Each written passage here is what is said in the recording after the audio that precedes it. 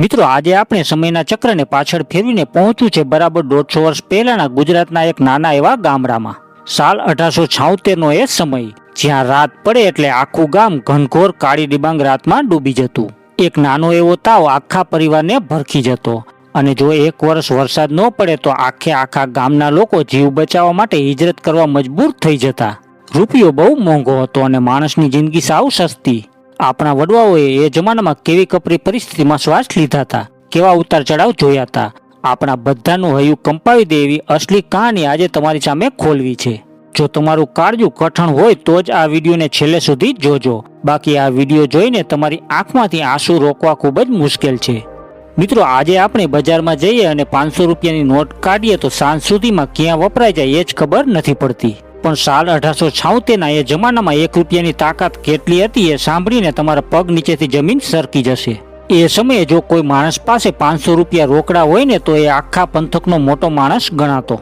ત્યારે બજારમાં રૂપિયાનું નહીં પણ આના, પાય અને દામનું શાસન ચાલતું. 1 રૂપિયાના 16 આના થતા અને 1 આનામાં આખા ઘરનું અઠવાડિયાનું શાકભાજી અને કરિયાણું આવી જતું. 5 પૈસા લઈને જો કોઈ નાનું બાળક બજારે જાય તો એનું ખિસ્સું રેવડી, ખજૂર કે ડાળિયાથી ભરાઈ જતું.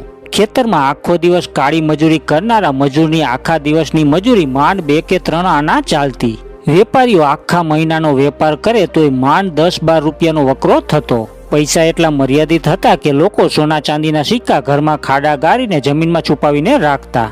રૂપિયો ભલે ઓછો હતો પણ એની ખરીદ શક્તિ એટલી મજબૂત હતી કે માણસ ક્યારેય ભૂખ્યો નહોતો સૂતો. આજે આપણી પાસે ગજવામાં પૈસા વધ્યા છે પણ સંતોષ સાવ ઘટી ગયો છે. જ્યારે એ જમાનામાં પૈસા ઓછા હતા પણ સુખ અને શાંતિ અઢળક હતી.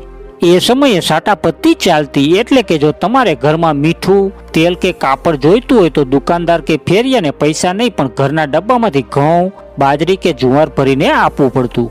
ગરીબી એટલી આકરી હતી કે આખું વર્ષ મહેનત કર્યા પછી પણ રાજાના સિપાહીઓ કે જમીનદારના માણસો ઘોડા દોડાવતા. ગામમાં કર એટલે કે સાથ ઉઘરાવવામાં આવતી. ત્યારે ખેડૂતોના કાળજા કંપી જતા. જો પાક સારો ન થયો હોય તોય રાજાનો વેરો તો ભરવો જ પડતો.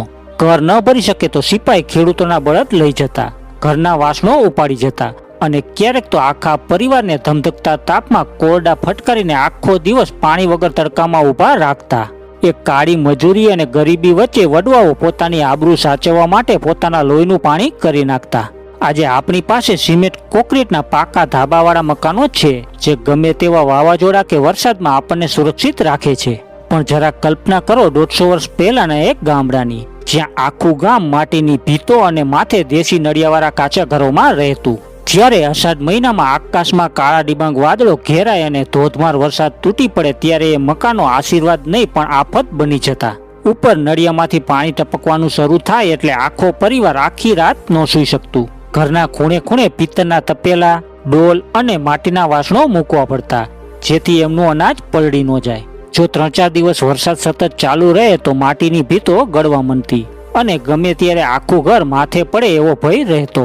એથી મોટી આફત ત્યારે આવતી જ્યારે ગામની બાજુમાં વહેતી નદીમાં પૂર આવતું. નદીના ધસમસતા પાણી ગામમાં ઘૂસી જતા અને કાચા મકાનો પોતાના મહેલની જેમ ઓગળીને પાણીમાં વહી જતા. લોકો પોતાના નાનકડા બાળકને ખંભે બેસાડીને કિંમતી સામાન પડતો મૂકીને ગામની કોઈ ઊંચી ટેકરી પર ભીના કપડે આખી રાત ભગવાન ભરોસે ટાઢમાં ધ્રુજતા કાઢી નાખતા.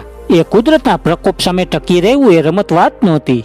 આજે તો આખી રાત આપણા ઘરોમાં અને શેરીઓમાં લાઇટો ઝગમગે છે.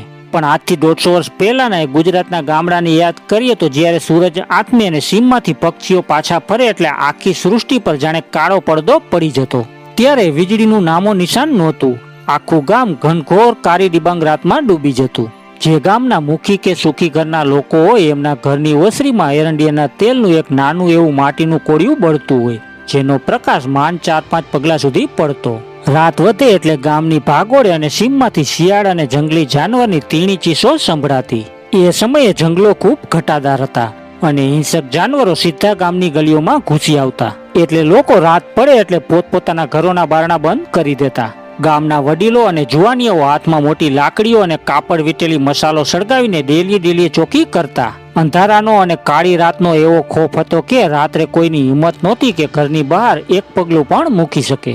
જો ભૂલે ચૂકે કોઈ રાત્રે બહાર નીકળે તો એ સીધો જાનવરનો શિકાર બની જતો. એ અંધારા સામે જીવવાની જે લડાઈ હતી એ આપણા વડવાઓની મર્દાનગી બતાવે છે. આજે આપણને સહેજ માથું દુખે કે તાવ આવે એટલે આપણે તરત બાઇક લઈને મેડિકલ સ્ટોરે કે ડોક્ટર પાસે દોડીએ છીએ. પણ સાલ 1876ના એ દાયકામાં પરિસ્થિતિ કેટલી ગંભીર હતી જે સાંભળીને તમારા રૂંવાટા ઊભા થઈ જશે. એ જમાનામાં જો ગામમાં પ્લેગ, શીતળા કે કોલેરા જેવો રોગચાળો ફાટી નીકળે તો આખા પરિવારો નજર સામે સાફ થઈ જતા. ત્યારે કોઈ હોસ્પિટલ નહોતી, કોઈ એમ્બ્યુલન્સ નહોતી કે કોઈ દવાઓ પણ નહોતી. આખા પંથકમાં માંડ એકાદ વૈદ્યરાજ જોવા મળતા જે વનસ્પતિના પાંદડા અને મૂળિયા વાટીને દેશી ઉકાળા આપતા. પણ જ્યારે એ કાળમુખો રોગચાળો આખા ગામને ભરડામાં લે ત્યારે વૈદ્યરાજ પણ લાચાર થઈ જતા. સવારે જે માણસ તમારી સાથે ચોરે બેસીને હસતો બોલતો હોય એ સાંજ સુધીમાં તો ખાટલા ભેગો થઈ જાય અને રાત પડતા સુધીમાં તો એના રામ રમી જાય. સૌથી મોટી હૈયુચરી નાખે એવી આફત તો એ હતી કે સંક્રમણના ડરથી સગા ભાઈઓ કે દીકરાઓ પણ પોતાના પિતાની લાશને અડવા માટે તૈયાર ન થતા. માતાઓ પોતાના વાલસોયા સંતાનને તાવમાં રીબાતા અને નજર સામે દમ તોડતા જોતી, પણ લાચાર થઈને છાતી પીટવા સિવાય કંઈ નહોતી કરી શકતી. સવાર પડે એટલે ગામના પાદરેથી એક સાથે 5 કે 10 જણાની નનમીઓ નીકળતી. માણસ માત્ર કુદરતના ભરોસે જીવતો અને રોજ સવારે જીવતો જાગે ત્યારે ભગવાનનો આભાર માનતો કે હજી મારો શ્વાસ ચાલુ છે. વિચારો ભાઈ, અત્યારે તમારા હાથમાં જે સ્માર્ટફોન છે એનાથી તમે દુનિયાના છેડે બેઠેલા કોઈ પણ માણસને 1 સેકન્ડમાં વોટ્સઅપ મેસેજ કે વિડીયો કોલ કરી શકો છો. પણ 150 વર્ષ પહેલા સંદેશો મોકલવો એટલે લોઢાના ચણા ચાવવા જેવું કામ લાગતું. ત્યારે કોઈ ટપાલ વ્યવહાર પણ સામાન્ય લોકો માટે સહેલો નહોતો. કોઈ 20 ગામ દૂર સાસરે રહેલી દીકરી ભયંકર બીમાર પડી હોય અને એ સમાચાર એના મા બાપ સુધી પહોંચતા 15 દિવસથી લઈને મહિના પણ નીકળી જતા. કાં તો ગામમાંથી કોઈ માણસ પગપાળા કે બળદગાડું લઈને સમાચાર આપવા નીકળે, કાં તો રાજાશાહી જમાનાના સાંઢળી સવાર એટલે કે ઊંટ પર સવાર થઈને કોઈ સંદેશાવાહક નીકળે જે રસ્તામાં ભૂખ તરસ વેઠતો ધૂળિયો માર્ગ કાપે અને એકબીજાના સમાચાર પહોંચાડે. ઘણીવાર તો એટલી હદની લાચારી સર્જાતી કે કોઈ વડીલ મૃત્યુ પામ્યા હોય તો એમના સમાચાર એમના સગા સુધી 2 મહિના પછી પહોંચતા. જ્યારે સમાચાર મળે ત્યાં તો બધી ઉત્તરક્રિયાઓ અને વિધિઓ પૂરી થઈ ગઈ હોય. એ માણસ જ્યારે સમાચાર સાંભળે ત્યારે ધ્રુસકે રડી પડતો કે અરે રે, હું મારા સગાના છેલ્લા દર્શન પણ ન કરી શક્યો. એ જમાનામાં હૈયાની વરાળ ઠાલવવા માટે કોઈ સાધન નહોતું, માત્ર વિરહ અને લાંબી પ્રતીક્ષા જ વડવાઓનું નસીબ હતું. એ જમાનામાં એક ગામથી બીજે ગામ જવું એટલે જાણે યમરાજની ગલીઓમાંથી પસાર થવા જેવું લાગતું. અત્યારની જેમ પાકા રસ્તા, એસટી, બસ કે બાઇક તો ત્યારે નહોતા. મુસાફરીનો એકમાત્ર સહારો એટલે કાં તો પોતાના પગ અને કાં તો લાકડાના પૈડાવાળું બળદગાડું. રસ્તાઓ કોઈ સીમ, પહાડો અને ઘનઘોર વનવગડામાંથી પસાર થતા. એ સમયે ગુજરાતના જંગલો અને વગડામાં હથિયારધારી ચોર, લૂંટારા અને ખૂંખાર બહારવટીયાઓનો ભારે આતંક રહેતો. જો કોઈ વેપારી હટાણું કરીને કે સોના ચાંદી લઈને નીકળે તો એને રસ્તામાં જ આંતરીને લૂંટી લેવામાં આવતો અને જો એ પ્રતિકાર કરે તો એને અહીંયા જ રહેસી નાખવામાં આવતો. એટલા માટે જો કોઈ દીકરાની જાન લઈને કે વ્યવહાર કરવા માટે 5 ગામ દૂર જવું હોય તો આખા ગામમાંથી 5-10 તલવારબાજ, ભાલાવાળા કે બંદૂકધારી મર્દ માણસને રક્ષણ માટે સાથે રાખવા પડતા. મુસાફરી એટલી જોખમી અને લાંબી હતી કે બળદગાડામાં બેસીને માઇલોનો રસ્તો કાપતા દિવસો નીકળી જતા.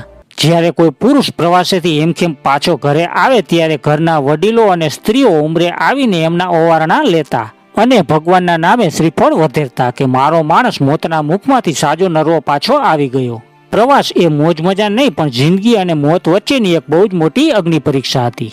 આટલી બધી મુશ્કેલીઓ, રોગચાળો, ગરીબી અને કુદરતી આફતો હોવા છતાં આપણા વડવાઓ આજની જેમ ડિપ્રેશનમાં નહોતા આવતા. આજનો માણસ બધી સગવડો હોવા છતાં ડિપ્રેશનમાં ફરે છે. પણ એ જમાનામાં માણસ આટલા સંઘર્ષ વચ્ચે પણ જિંદગીને ઉત્સવની જેમ જીવતો.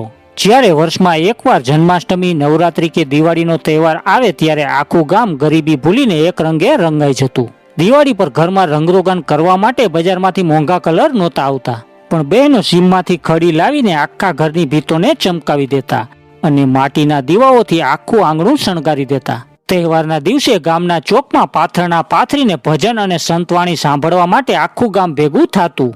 ખાવામાં કોઈ કાજુ કતરી નહોતી, પણ શુદ્ધ ઘીની લાપસી અને સુખડીના બટકા વેચીને મોઢું મીઠું કરતા. એ આનંદ ખૂબ જ સાચો હતો. નવા કપડાં વર્ષમાં માંડ એકવાર મળતા, તોય એ પહેરીને મેળામાં જવાનો જે હરખ હતો એ અદ્ભુત હતો. માણસ પાસે ભલે સાધનો નહોતા, પણ એની પાસે સંતોષનું મોટું ધન હતું, જે એને ગમે તેવા ઉતાર ચઢાવમાં પણ હસતા મુખે જીવવાની તાકાત આપતું. અત્યારે આપણે શહેરમાં પરિવારથી અલગ થઈને રહીએ છીએ, જ્યાં ભાઈ ભાઈ વચ્ચે પણ અંતર આવી ગયું છે. પણ 150 વર્ષ પહેલા ગુજરાતનું ગામડું એટલે સંયુક્ત પરિવારનો અસલી ગઢ. એક જ ઘરની અંદર દાદા દાદી, મા બાપ, 4 ભાઈઓ, એમના વહુઓ અને 15-20 છોકરાઓ એક જ સાથે એક છતની નીચે રહેતા.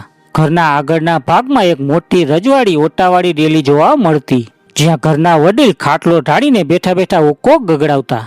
એ વડીલનો વટ એવો હતો કે ગામમાંથી કોઈ એ ડેલી પાસેથી નીકળે તો એ માથે બાંધેલી પાઘડીને સરખી કરીને ધીમા અવાજે રામ રામ કરીને નીકળી જતો.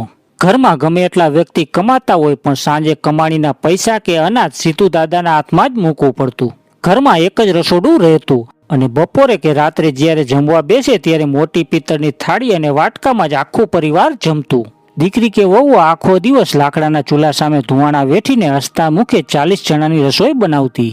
ઘરમાં જે મર્યાદા હતી એ અદ્ભુત હતી. સાસુના એક ઈશારે આખું ઘર ચાલતું અને દેરાણી જેઠાણી વચ્ચે સગી બહેનો જેવો પ્રેમ રહેતો.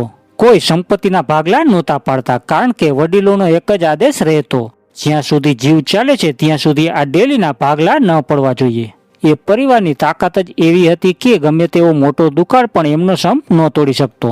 આ હતી બરાબર આજથી 150 વર્ષ પહેલાના આપણા ગુજરાતના વડવાઓની અસલી જિંદગીની એક નાની ઝાંખી. આ એ જમાનો હતો જ્યાં માણસ ટેકનોલોજી વગર, વીજળી વગર અને સગવડો વગર પણ કુદરતના ખોળે મર્દની જેમ જીવતો. પરંતુ કુદરત કાયમ એકસરખો નથી રહેતો. સાલ 1999ની આસપાસ જ્યારે આ સદી પૂરી થવા આવી ત્યારે ગુજરાતની ધરતી પર એક એવો કાળો કેર વર્તાયો, જેને ઇતિહાસ છપ્પનિયા દુકાળ તરીકે ઓળખે છે. આકાશમાંથી અગનગોળા વરસવા માંડ્યા, નદી કુવા સાવ સુકાઈ ગયા અને ભૂખના કારણે માણસને ખાવા મજબૂર થઈ ગયો. લાખો લોકોના મોઢામાં અનાજનો એક દાણો પણ ના પડ્યો અને ગુજરાતની પવિત્ર ધરતી લાશોથી ભરાઈ ગઈ. એ છપ્પનિયા દુકાળની કંપારી છૂટી જાય એવી અસલી અને લોહિયાળ કહાની. અને એમાંય આપણા વડવાઓ કેવી રીતે બચ્યા, એ હૃદય હચમચાવી દેતો ઇતિહાસને મારા વિડીયોમાં જોવો હોય તો કોમેન્ટમાં જણાવજો. જો આપણા વડવાઓનો આ સંઘર્ષ ગમ્યો હોય તો વિડીયોને લાઇક અને કોમેન્ટમાં જય જય ગરવી ગુજરાત ચોક્કસ લખજો. અને ભાગ 2 અને આવા જ ભૂતકાળના વિડીયો માટે ચેનલને હમણાં જ સબસ્ક્રાઇબ કરી દેજો. તો ફરી મળીએ આવા જ કંઈક નવા અને જૂના યાદગાર વિડીયો સાથે. ત્યાં સુધી જય ભારત, જય જય ગરવી ગુજરાત.